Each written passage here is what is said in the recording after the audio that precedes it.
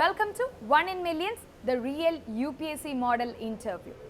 കഴിഞ്ഞ UPSC main എക്സാമിന് ശേഷം ഫൈനൽ ഇൻ്റർവ്യൂവിലേക്ക് 100-ൽ മുകളിൽ കുട്ടികളാണ് കേരളത്തിൽ നിന്നും സെലക്ട് ചെയ്യപ്പെട്ടിരിക്കുന്നത്. ആൻഡ് ദാറ്റ് ഷോസ് യങ്സ്റ്റേഴ്സ് എത്രത്തോളം സീരിയസ് ആയിട്ടാണ് ഇപ്പോൾ UPSC എക്സാം അവരൊരു കരിയർ ഓപ്ഷൻ ആയിട്ട് കാണുന്നത് എന്നുള്ളത്. ആൻഡ് സിവിൽ സർവീസ് എക്സാമിന് പ്രിപ്പയർ ചെയ്യുന്ന കാൻഡിഡേറ്റ്സ് 3 ഘട്ടങ്ങളിലൂടെയാണ് കടന്നു പോകുന്നത്. That is the prelims exam, then the mains exam and then the final interview. ഇതിൽ പ്രിലിംസ് എക്സാമും മെയിൻസ് എക്സാമും കാൻഡിഡേറ്റ്സിൻ്റെ നോളജ് അറിയാൻ വേണ്ടിയിട്ടാണ്. എന്നാൽ the final interview is to assess their personality. ഇന്നിവിടെ നടക്കാൻ പോകുന്നത് UPSCയുടെ ഫൈനൽ ഇൻ്റർവ്യൂവിൻ്റെ ഒരു മോഡൽ വേർഷനാണ്. ഒരു കാൻഡിഡേറ്റ് ആ ഇൻ്റർവ്യൂവിന് എങ്ങനെ ഇരിക്കണം, സംസാരിക്കണം, ബിഹേവ് ചെയ്യണം എന്നൊക്കെയാണ് ടെസ്റ്റ് ചെയ്യപ്പെടുന്നത്. ആൻഡ് ഇന്നിവിടെ നമ്മളെ സഹായിക്കുവാനായിട്ട് ഒരു പാനൽ ഓഫ് എമിനൻറ്റ് പേഴ്സണാലിറ്റീസ് എത്തിയിട്ടുണ്ട്.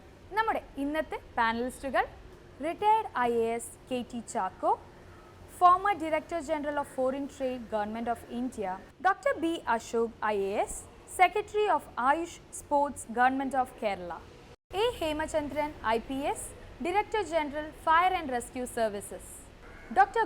Krishnan, Professor of English, Chairman, Amrita Civil Service Academy. So first of all, congratulations. And ഒരു ചെറിയ ഇൻട്രോ നമ്മുടെ പ്രേക്ഷകർക്ക് വേണ്ടിയിട്ട് പറയാമോ? Thank you. I Satish B Krishnan. ഞാൻ മാസ്റ്റേഴ്സ് എയറോസ്പേസ് എഞ്ചിനീയറിംഗിലായിരുന്നു. അത് കഴിഞ്ഞ് ഞാൻ 2 വർഷം LNTയിൽ വർക്ക് ചെയ്തു. 2015 ഞാൻ റിസൈൻ ചെയ്തു ട്രിവാൻഡ്രത്ത് എത്തി. കഴിഞ്ഞ 1 വർഷം 1.5 വർഷമായിട്ട് I been preparing and I hope things will go good. Preparing as well as അല്ലെ self as well as others. അദ്ദേഹം പഠിപ്പിക്കുന്നുണ്ട് ഡിഫറെൻറ്റ് ഇൻസ്റ്റിറ്റ്യൂട്ട്സിലായിട്ട് സിവിൽ സർവീസ് ആസ്പിറൻസിനെ പഠിപ്പിക്കുന്നുണ്ട്. അതിനോടൊപ്പമായിരുന്നു പ്രിപ്പറേഷൻ നടന്നിട്ടുണ്ടായിരുന്നത്. So as a teacher's point of view and as a student's point of view things will be different അല്ലേ? എനിക്ക് തോന്നുന്നു പഠിപ്പിക്കുമ്പോൾ കൂടുതൽ നമ്മൾ പഠിച്ചേ പറ്റും. So how do you feel ആ ഒരു രണ്ടും കൂടെ മിക്സ് ചെയ്ത് കൊണ്ടുപോകുമ്പോഴത്തേക്ക് അത് യൂസ്ഫുൾ ആയിട്ടുണ്ടോ? ഡെഫിനറ്റ്ലി. കാരണം for one it removes the monotony of studying alone. കാരണം ഒരുപാട് പേരോട് നമ്മൾ ഡിസ്കസ് ചെയ്യുന്നു, അതിൻ്റെ ഒരുപാട് ക്വസ്റ്റ്യൻസ് നമുക്ക് കേൾക്കുന്നു. കാരണം നമ്മൾ ഒരാളിരുന്ന് പഠിക്കുന്നതിനേക്കാളും ഒരു may be 10 times more questions you can get from the students. Particularly totally ഇതിൽ നിന്ന് ന്യൂ ആയിട്ടുള്ള സ്റ്റുഡൻസിൻ്റെ കയ്യിൽ നിന്നായിരിക്കും നമുക്ക് ഏറ്റവും കൂടുതൽ ഡിഫിക്കൽട്ട് ആയിട്ടുള്ള ക്വസ്റ്റ്യൻസ് കിട്ടുന്നത്. So that was really helpful. So all the best sir. അപ്പോൾ ഇൻ്റർവ്യൂ കഴിഞ്ഞിട്ട് തീർച്ചയായിട്ടും വരിക, നമ്മളോട് ആ എക്സ്പീരിയൻസ് ഷെയർ ചെയ്യുക. All the best. Thank you.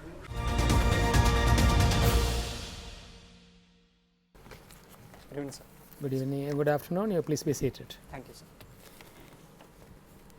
Mr. Satish Krishnan. Yes, sir. Welcome. Thank you, sir. So you are an engineer with an MTech. Yes, sir. And you also worked for a while with Larsen and Toubro. Yes, sir. Why did you leave Larsen and Toubro? Also only for preparing for civil service. Preparing for the civil service. And you have offered Malayalam literature. Yes, sir. As your subject. And see, with increasing dependence on gadgets, the capacity of youngsters to express themselves in acceptable language in its finesse, with writing full sentences, grammatically correct sentences, words being spelt out with the correct spelling, all this is becoming a casualty. As a person who is interested in language, what do you think? How do you marry this revolution into technology driven everyday life and retaining your love for language and flair for language and its use? Sir, I feel technology is always a double-sided sword. There is obviously the fallout, like you mentioned, the technology being misused or not used to the full potential and often used for negative impact. But at the same time, the same technology also offers a lot of platforms for improving your language skills, like providing a lot of applications where you can learn new languages, providing you spellings of the words that you are not very sure about. So I feel there is always a marriage that is possible, sir, provided that we are willing to take it. Yeah, but is it happening? There is a large section of society which is trying to do that. but definitely for a layman, many a times this is being a bit difficult. But what we can actually do is we can actually make them more aware regarding the applications of the gadgets that they are using. And I guess we are doing a good thing, because we already have some of the IITs actually doing like NPTEL platforms, and we also have that MOOCs. And I guess technology is being used as a good driving force to educate the society and make them better, sir. Okay, totally another area. Both in manufactured goods and services, India's exports have been improving, but one of the main lacuna is the knowledge intensive products and services. We are operating at the low end of the knowledge intensity, except for launching some rockets and launching satellites for other countries. These are of course praiseworthy and happening on the side, but by and large our even software and related work which our professionals are doing and exporting from here, pretty much of it is at the low end of the technology spectrum. So, as a engineering student with a master's, what would you suggest to improve the technology intensity and thereby the better value realization for our products and services? So, to add to that, I'll just tell something from my personal experience. Well, I had a conversation with one of my friends who is actually working in Airbus India. He was actually telling to me that what most of the designs they cater to is just nuts and screws of the aircrafts, while majority of the major designing and research works are happening elsewhere. I feel the fundamental issue that we are having here is there is a gap between what the industry is actually wanting and what our universities are giving them. Probably we are giving them maybe an outdated syllabus in most of the universities, and in some universities they are not really adapted, or they are not really skillfully enhanced with the software tools that these industries are using. So many times we feel that or the industrialized feels that the Indian students are not really competent to take up the major jobs, and hence we are having to get bedridden with all these backward jobs. So, but I feel there is a change, because of late there is a lot of Indian industries coming into picture who are actually collaborating with the universities directly, because while I was working in L&T, we used to have collaboration with IIT Bombay. So, such collaborations are becoming more and more possible, and I feel this collaboration can actually bridge the gap that we are having, and that can actually take Indian students and the research area into a higher level, sir. See, recently the Government of India has come out with for the medical professional a proposal to have at the conclusion of the award of the degree, or at the exit from their course, to evaluate what you have learned. Yes, sir. So that it also serves as a purpose of the institutions where you have studied, whether it needs improvement, etc. Do you think for that higher learning institutions in the engineering sector also need to have a common denomination based assessment at the conclusion of the course?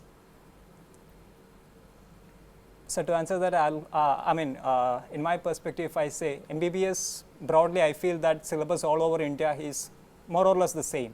But when it comes to engineering, the syllabus is widely varying. Plus, you have a lot of different streams. So, to have an exit exam for all these different streams and for all these diverse universities and syllabuses will be a very hectic job.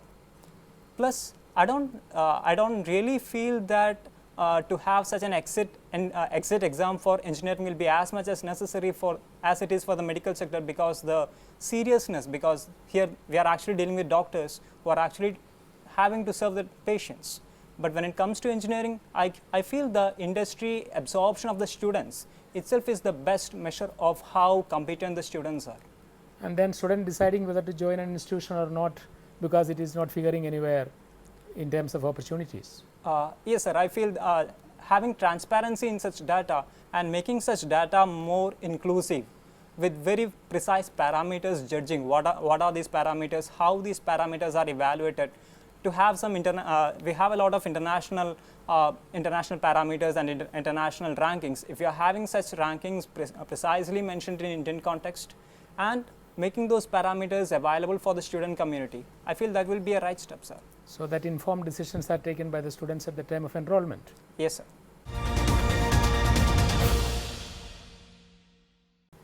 Satish, I want to ask you about All India services. At the time of independence in the Constituent Assembly, there was a lot of debate whether these services are to be retained or to be done away with. Yes, sir. Even the people like Pandit Jawaharlal Nehru had a lot of reservations, but it was decided to have it. But with the 70 years of experience now, do you think the civil service, particularly the All India service, it is as relevant today as it was? What is your opinion on that? Sir, I feel the relevance have actually increased, because even now we face almost every issues that we faced back 60 years. We had the issues of regionalism, we have the issues of secessionism, we have the issues of separatism, and we have even emerging issues like radicalization, which is a pan-Indian phenomenon. And to tackle all these pan-Indian phenomena and issues, I feel it is really necessary to have a pan-Indian service also, government service also. But in addition to that, definitely it is good to have a state service also. Like in Kerala, we are actually coming up with the Kerala Administrative Service. So such platforms can actually bridge the gap between the national service and the state's interests, sir. So to have something like a 2-tier or a 3-tier system like that will be very much adaptable for Indian condition. But the very same criticisms which were there at that point of time, which was held against the civil service, don't you think, like their approach to people, arrogance, not being sensitive to the needs of the people, things like that, those allegations are as valid today or more relevant today than it was? Sir, I feel coming up of more youngsters who are having some knowledge regarding the ground reality and who are exposed to the realities of the society and what the society is aspiring from them. That intuition from the youngsters who are coming up, that will actually solve the problem, sir. That's what I feel. You are optimistic about the future? Yes, sir, I am optimistic. Do you think it should continue in the present form? For bringing about those changes, any reforms are needed? Sir, I feel it should continue, but definitely time-bound changes could be made up.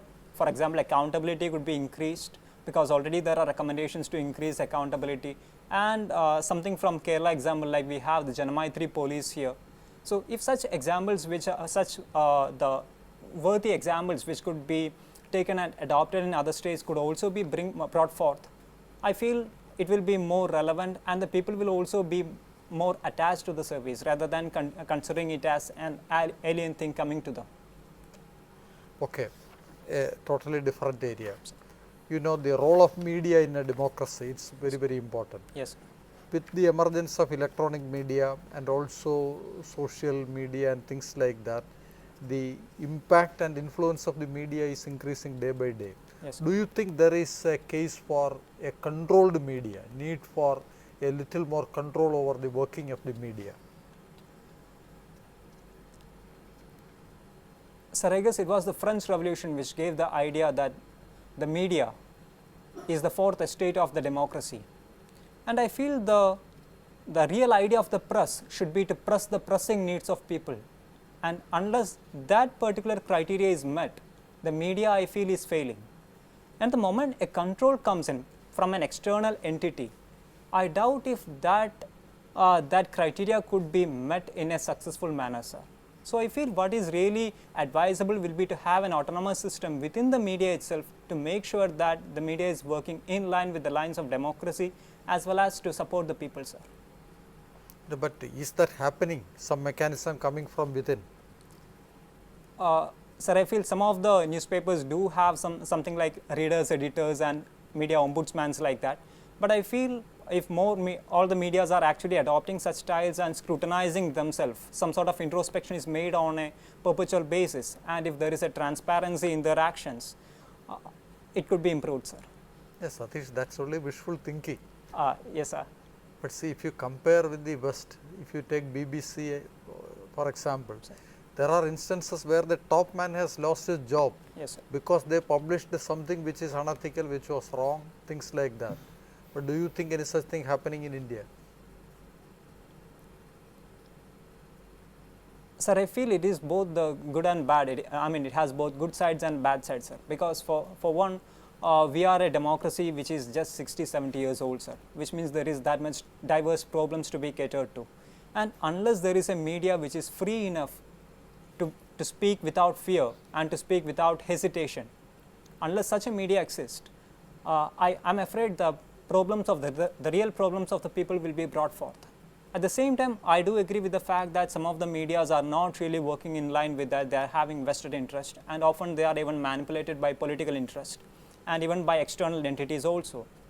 So wherever such allegation is coming in, there should be an autonomous body to scrutinize that, which should be kept autonomous as well, and they can actually give a verdict regarding that, and based on their verdict, I feel some actions could be taken against the media, sir.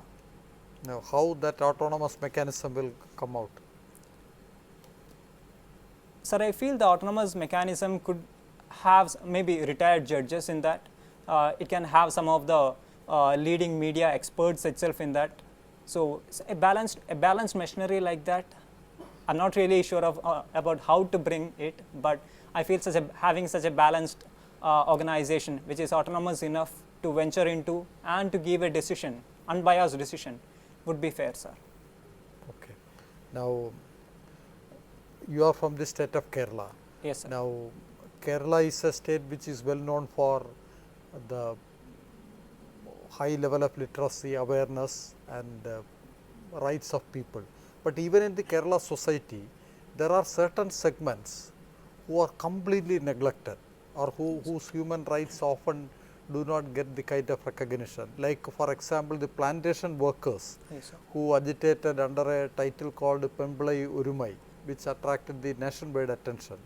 At that point of time, it came out that their rights are so much neglected. So why do you think that is happening in this state? On the one hand, you have a high degree of awareness, rights consciousness, agitations, organized groups. On the other hand, these sort of things are also happening. Why do you think it is so?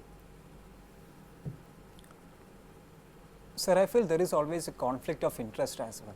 Like if we see along with the example which you cited, there was also the issue of endosulfan in Kasaragod district, and for a very long time the plight of people got neglected.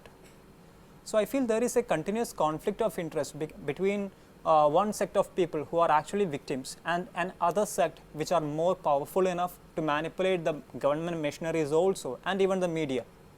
So whenever I don't know if I should term it chronic capitalism. So if I can, that is one of the major causes. So there is always this issue where the chronic capitalism is actually creeping into the fabrics of the society also. They are influencing the media, they are influencing the politicians. So many times the plight of the common man gets neglected, sir. So I feel what could be the solution might be to bring more awareness. The NGOs can actually step in to fill the vacuum. Again, some of the NGOs are not really working according to what they should do.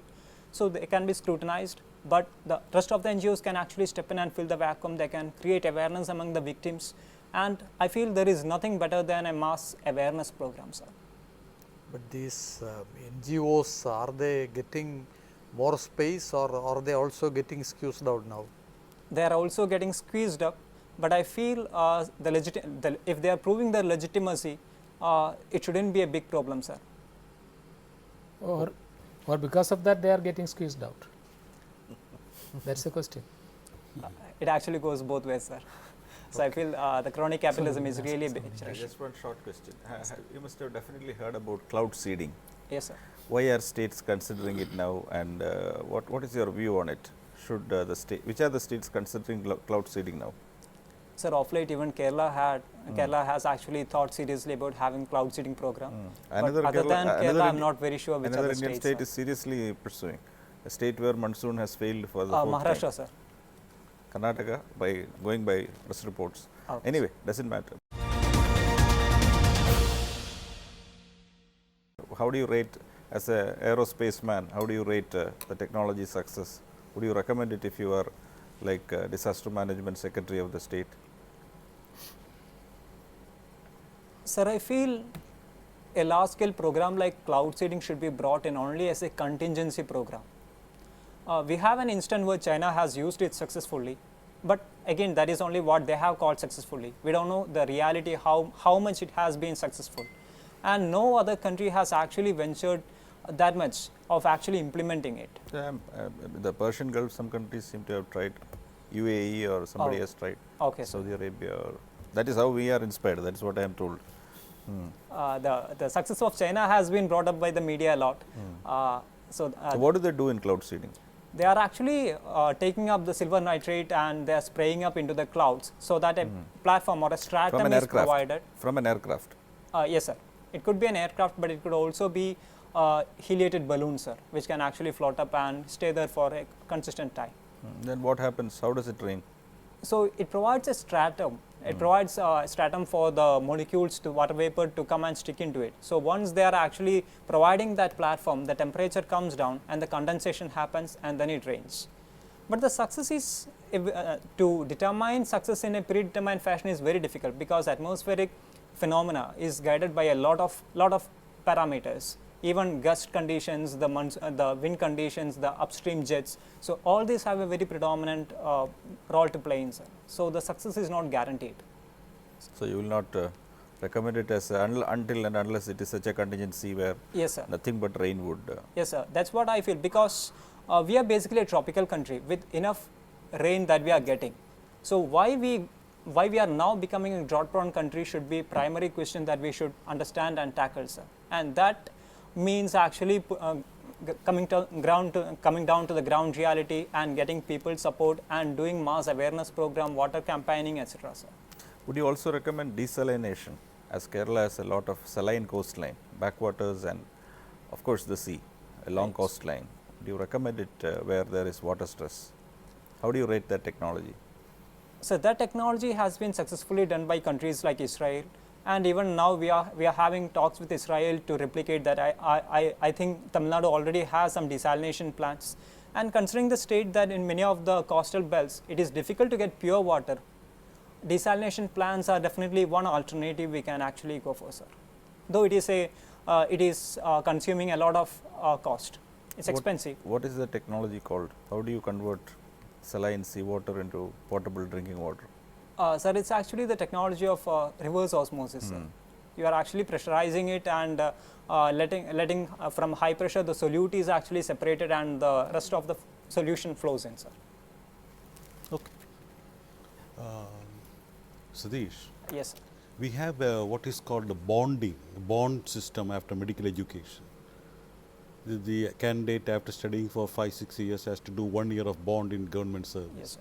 Now, why can't there be a parallel service for engineers so that they can work in some government projects, contribute their might for the industry? Now, are you for it or against it? I'm completely for it, sir. Particularly for those who are actually coming from government engineering colleges, it will be a good platform. But it need not be actually recommended after the exit of the program. It can be something that could be given maybe at the 3rd year. Something like a project, maybe an internship. So that will be more enhancing to the students itself because they are actually getting their skills enhanced and by the time they are out of their college, they already have some experience, professional experience also. Now they can use this and their entire skill set, their entire thought process gets elevated to a new level, which could even make them more employable also, sir. Okay. Recently, I read in a book that globalization is actually the cause for terrorism, because globalization actually makes people come together and also suffer together, in the sense that if you have a global recession, then America, people might think it to be induced by the Western power, so that otherwise they will not have to suffer it, but now that they are under the dominion of this Western power, they have to suffer it. Now, do you think that a kind of an identitarian politics in that sense is taking shape in the world? A kind of a feeling that America is on one side and we are on the other side. Sir, I'm not very sure if I completely comprehended your question, Okay. but from what I could, No, my question is very simple. There are many people who believe that, the kind of ways or the kind of administration that Trump has started in the US has given way to a kind of a localism, a belief that America is for Americans and the rest are the others, the so-called others. Now, would you contribute to that kind of is it a correct world view that Trump has taken? I'm afraid no, sir, because I feel America is one country which has actually benefited from the very ideology of globalization. They have actually got the manpower, they have got their ideologies, everything. Even the advances they have made in science and technology and defense sector is actually borrowed from rest of the country. Even we mentioned about brain drain. A good part of our brain drain actually is to the US. So they are one country who has got benefited from the globalization, and now I feel it is the legitimate turn to return that favor towards those countries who are developing and underdeveloped. And now when they are shrinking away from that, I feel that is not ethical, sir. One of the best introductions to globalization was written by a journalist called Thomas L. Friedman, who said the earth is flat, the world is, if not all the 10 flatteners, can you name at least a few of them? Sir, if I could recollect some Forces of that them. have flattened the world. Yeah. The fall of Berlin Wall has Okay. been considered as one major thing. Yeah. And then In he fact, brought that started the whole yes. thing. Yeah. And then he brought the idea how Netscape actually contributed. And then came the idea of uploading. How did Netscape contribute? Sir, Netscape, I'm not very sure how it contributes, sir. I just happened to read it. Okay. Then? The idea of uploading No. and information and of late the internet protocols. So these are some things which I could recollect, sir.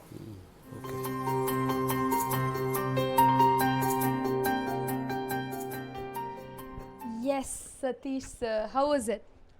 It was good, and it was very comfortable. The panel was very comfortable. Ellarum valde friendly aayirunnu. I mean, they never tried to stress too much, so it was very comfortable. Okay, so how do you rate yourself ഇപ്പം ഈ ഒരു 10 scale നോക്കുവാണെങ്കിൽ?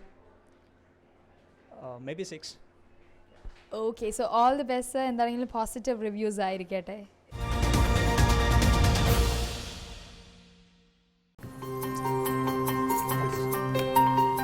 Satish, we are quite happy with the way you performed in this interview.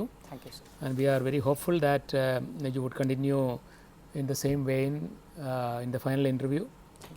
And as far as dress is concerned, I just would like to say that you are quite appropriately dressed. Delhi is very hot at the moment, 42 degrees Celsius. Yes.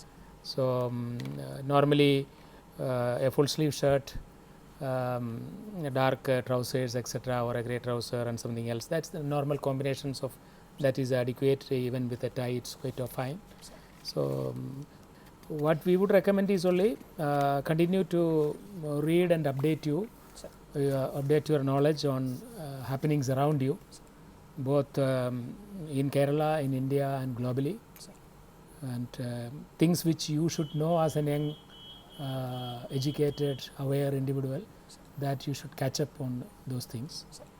And if you feel that in some areas you are not so, I don't know, I didn't ask you questions on India's social sector, India's agriculture, various other areas, which a technocentric person may or may not be fully aware of, but update yourself on those areas which is not your mainstream of reading and knowledge, because it is many times what happens if technocrats come with higher education, the board would sometimes like to ask them more about mundane things, rural economy, agriculture, this, that, so that how balanced are you in those matters.